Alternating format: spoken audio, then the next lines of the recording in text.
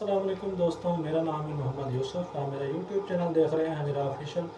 दोस्तों, हमने पिछली वीडियो में बात की थी कि टीपू सुल्तान ने किस तरह अंग्रेज़ों का सफाया किया, उनके साथ मुकाबला किया, उनको धूल चटाई और कैसे उनसे जो उन्होंने अंग्रेज़ों ने मुसलमानों के इलाकों पर कब्ज़ा किया था, वो कैसे सुल्तान ने वो वापस लिए। तो हमने आपको ये भी बताया था, हम अपनी आने वाली वीडियो में बात करेंगे कि टीपू सुल्तान ने जब अंग्रेज़ों के साथ सुलह की, सुलह करने के बाद फिर आगे क्या हुआ।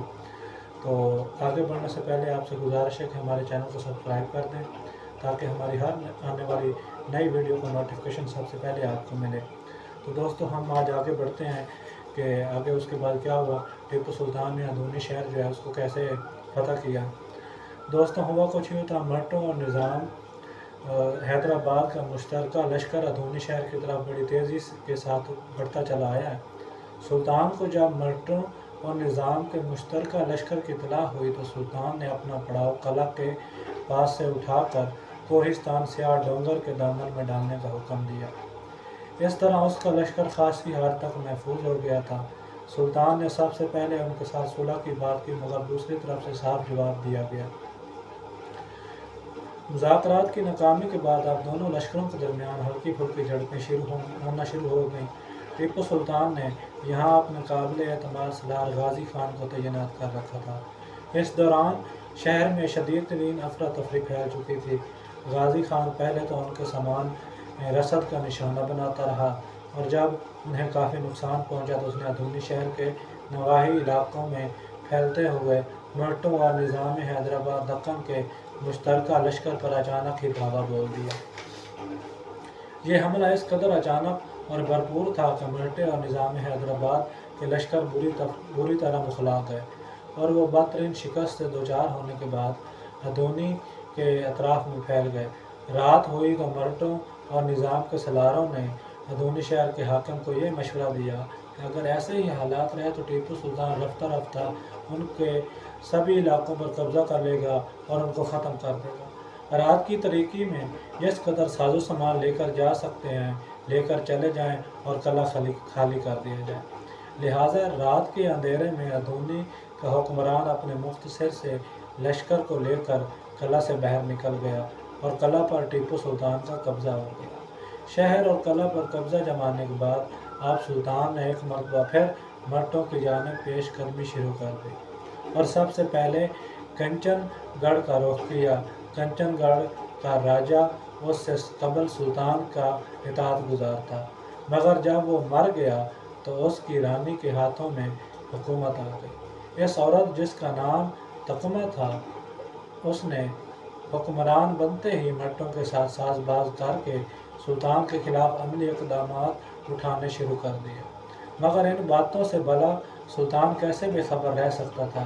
चुनाचे उसकी खबर ये मिली कि सुल्तान उसको सबक सिखाने के लिए उसकी तरफ पेश कदमी कर रहा है, तो वो अपने मुहाफ़िज़ लश्कर के साथ मर्टों के मरकज़ी शहर पूना की तरफ निकल खड़ी हुई। इस भाग दौड़ में उसका 9 उम्र बेटा पीछे रह गया, जिसको सुल्तान के सामने जब पेश किया गया तो सुल्तान ने हुक्म दिया कि इसको कैदी ना बनाया जाए, बल्कि इसके साथ बहुत अच्छा बर्ताव किया जाए। चुनाचे उस लड़के ने इस्लाम कबूल कर लिया और उसका नाम अली मर्दान रखा गया। टीपू सुल्तान ने कंचनगढ़ के मामलात से फरागत हासिल करने के बाद अब फौरी तौर पर एक दूसरे बड़े इलाके सोंदोर का रुख किया। इस वक्त वहाँ का हुक्मरान गोबंद राव था। ये शख्स हैदर अली के दौर में मुसलमानों का मुती और फर्मा बरदार हुआ करता था, मगर उस वक्त वो गोया के मर्टों का आलाकार रहना हुआ था। तो गोबंद राव ने जब ये सुना कि कंचनगढ़ की रानी तकमा ने सुल्तान के खिलाफ से अपने शहर उसके हवाले कर दिया है और ख़ुद वहाँ से फ़रार हो गई है, तो वो भी वहाँ से फ़रार होने का मंसूबा बनाने लगा। मगर अभी वो अपने शहर में था तो सुल्तान का भेजा हुआ लश्कर उसके शहर पहुँच गया।